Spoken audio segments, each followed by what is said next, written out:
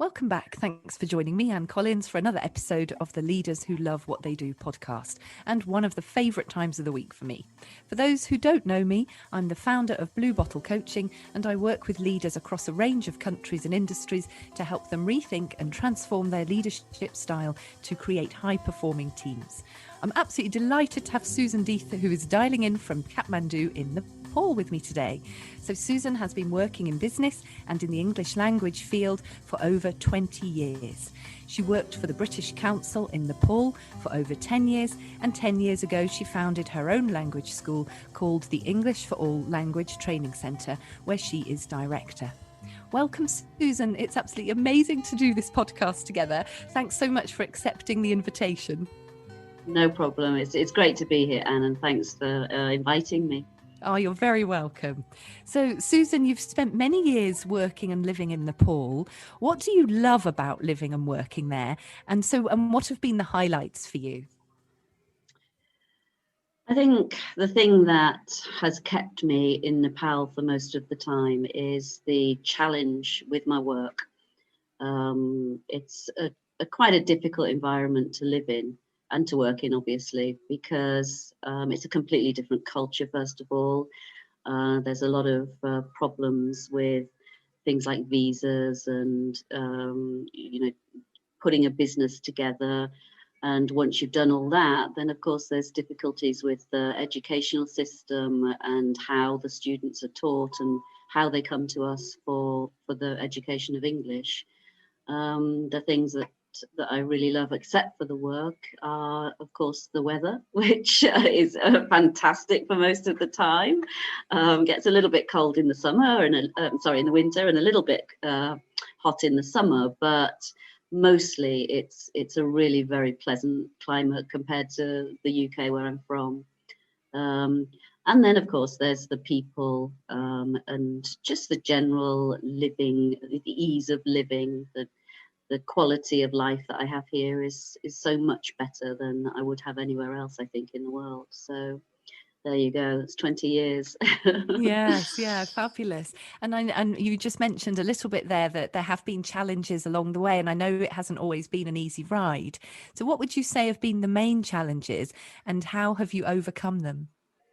Well, with regard to the business, I think the biggest challenge for me is, well, the two biggest challenges are, firstly, I'm a female in a very male dominated society, and it's difficult to garner respect as a female because many of the women in the country simply just don't get the opportunity and are classed as second class citizens. The other thing is, of course, being a foreigner, and people look at you and treat you in a very different way. So a sort of a double whammy, really. I'm a foreign woman, and within a society that is male dominated. Those are I think the biggest sort of personal challenges.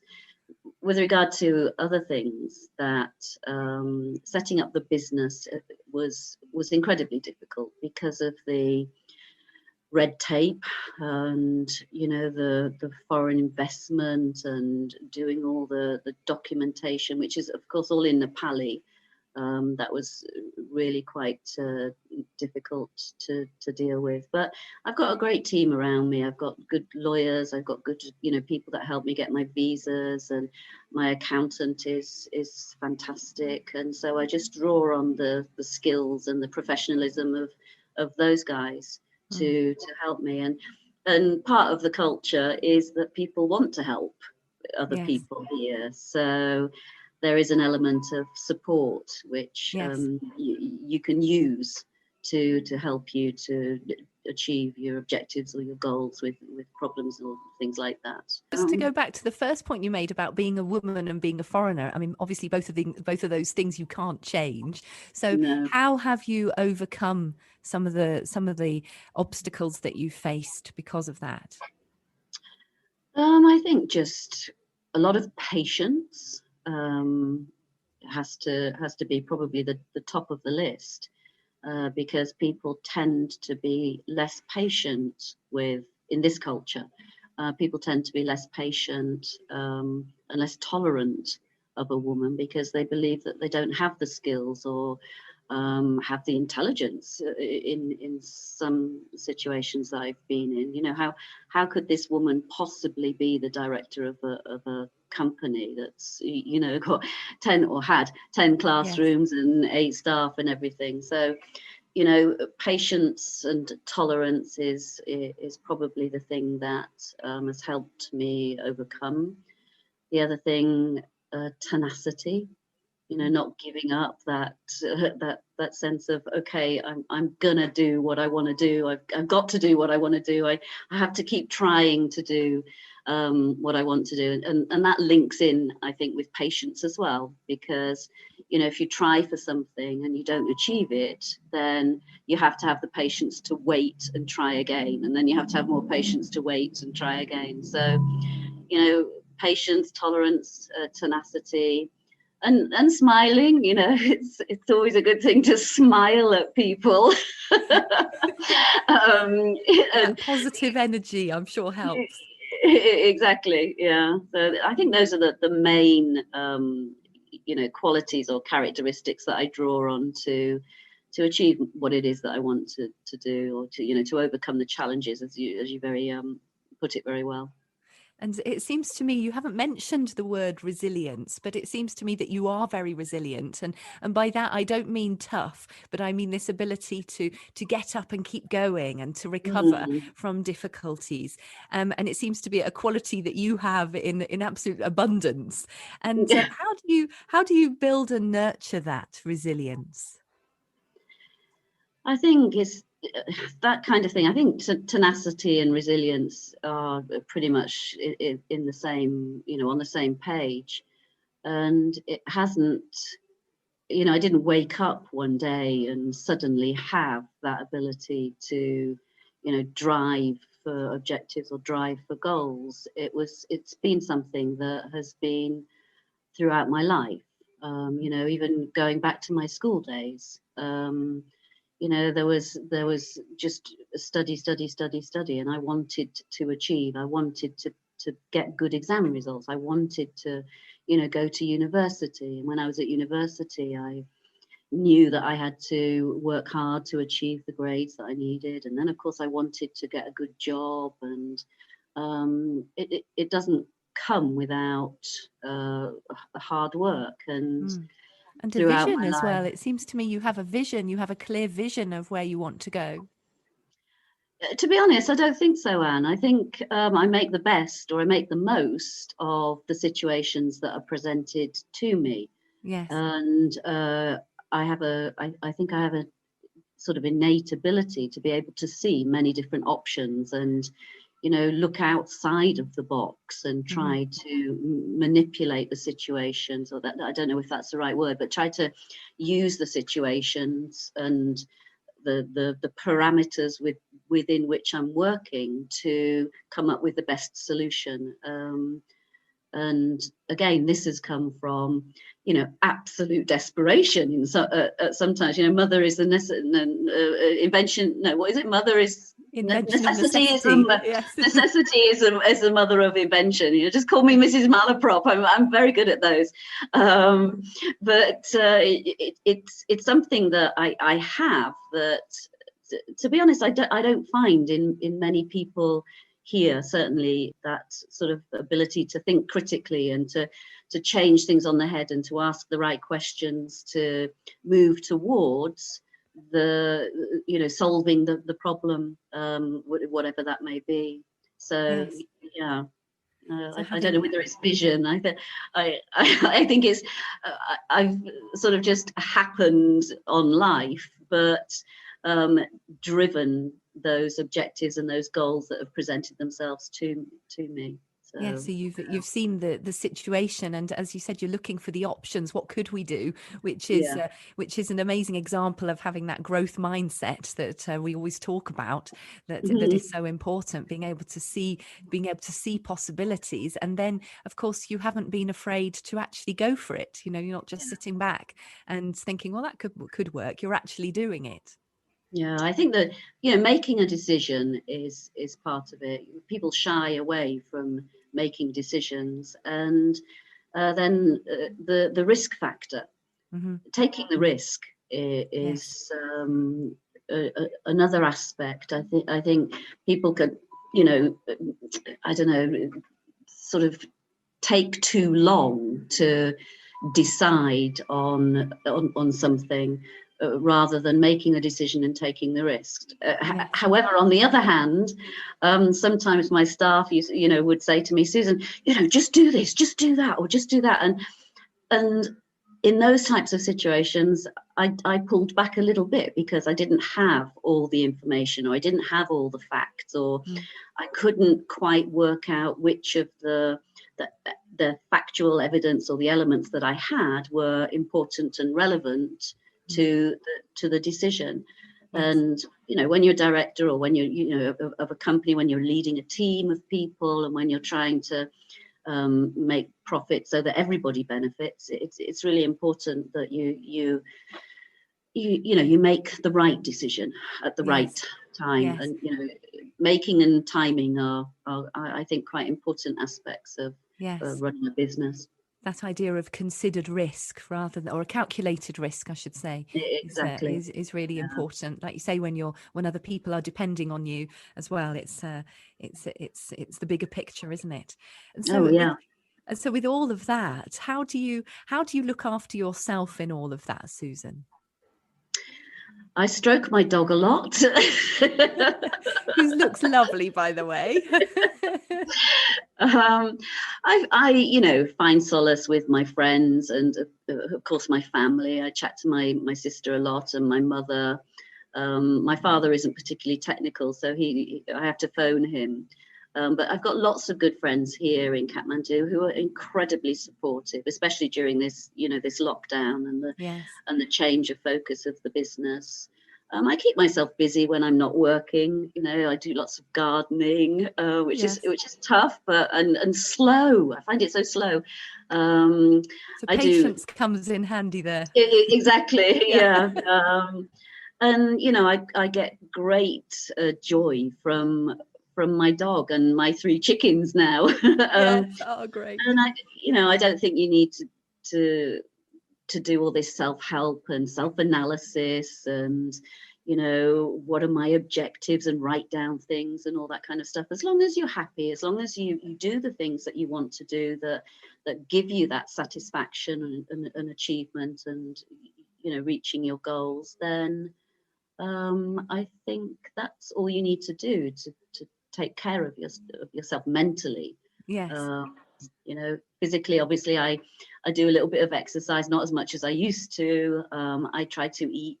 I try to eat healthy food. I try to drink as little beer as I possibly can. But at the end, by sacrificing things, I think you sacrifice your sanity and you sacrifice your happiness. So there's an element of, hey, Susan, it's okay. Do what you want, do what makes you happy, and it seems to have worked up till now. So Yes. that's Yeah. so I'm going to continue on that little road of ethos. Fabulous. Well, it seems to work for you. You look glowing on it, so that's great. Oh, thank So you. I want to ask you about a very special project, which I know is very close to your heart, because I know that you're very committed to supporting young people who can't afford English lessons in Nepal. Would you like to tell us a little bit about that? And also, if people who are listening would like to support your project, tell us how they could do that. Yeah, I mean, another reason why I like being in Nepal is because I feel that I can contribute. And I worked at the British Council for 10 years, and I did contribute, but there was an element of only contributing to a sort of better off type of customer. So when I started my own business 10 years, or 2011, I think it's what, nearly, yeah, 10 years ago. I thought that there was an opportunity for me not only to have paying customers, but to be able to give people an opportunity to learn English that didn't have the cash, didn't have the money, didn't have the sort of economic resources to learn English. But wanted to and still felt that they could, be successful in another country and go and study. So I set up another part of the company called English for Nepal, as opposed to Nepal, and Nepal with an A double L at the end. So like English for all, which I was quite proud of myself, actually. I think that's the brilliant. name. Brilliant. I think, it came to me in a moment of inspiration, a flash of genius, Yes. which I don't have very often, but, I like to congratulate myself when I do have them. Anyway, English for Nepal, English for Nepal, is an organization, or part of my organization, that takes in donations from people, my mother, my sister, Anne, of course, and thank you, Anne, for all your donations, and you've helped many of our students. Oh, it's been a pleasure. It's been a pleasure.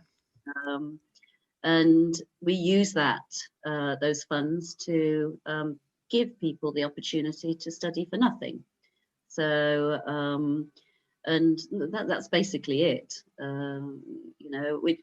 We also, invest as well ourselves in this operation too. We don't just wait for donations. There are lots of promotions and free courses and opportunities for people to come and study as well.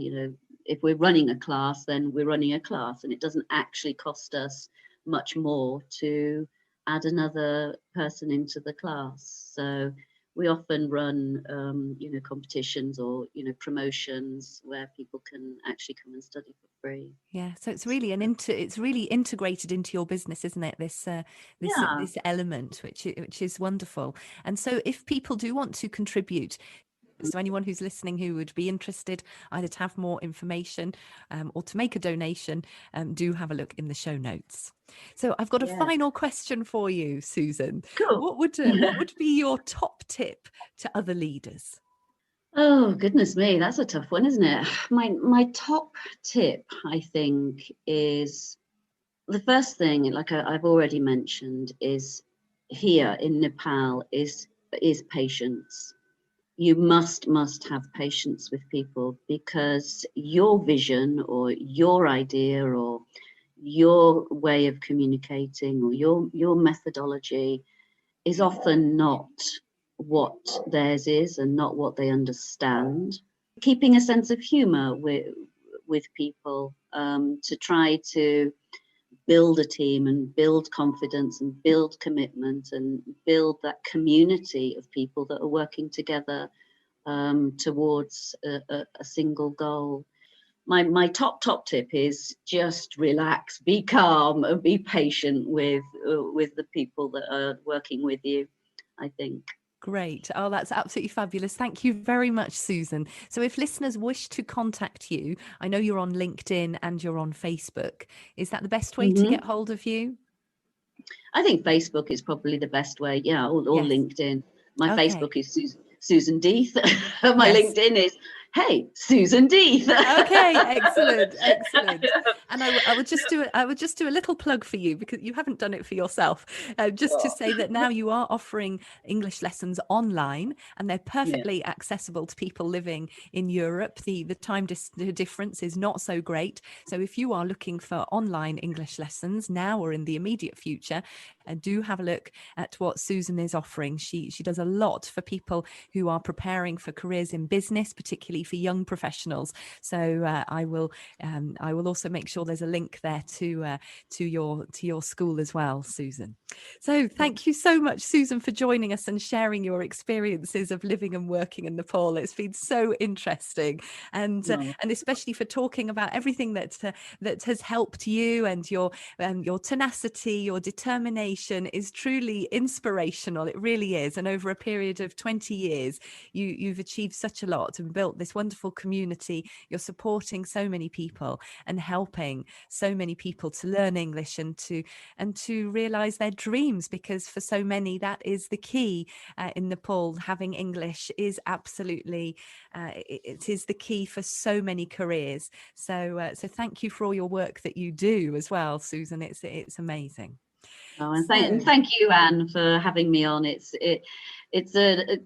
a sort of wonderful opportunity to actually talk about myself for a change, rather than asking lots of questions. And it's great to have that option. So thank you for inviting me, and You're I hope that welcome. people find it interesting. I'm sure that they will. So just a quick thank you to all our listeners for joining us. So for more information about Susan, please visit my website, bluebottlecoaching.com, and go to podcast. Don't forget to leave a review. If you're a leader looking to progress in your career and transform what you do join me every week on a Tuesday for our Tuesday Zoom. So this is a weekly live presentation and discussion around leadership. There's a really friendly vibe and the debate is always rich. So for more details, go to the homepage on my website or see the link in today's show notes. This is Anne Collins. Thanks so much for joining us and for listening. And do join me again soon to meet another inspiring leader who loves what they do. Goodbye. There we go.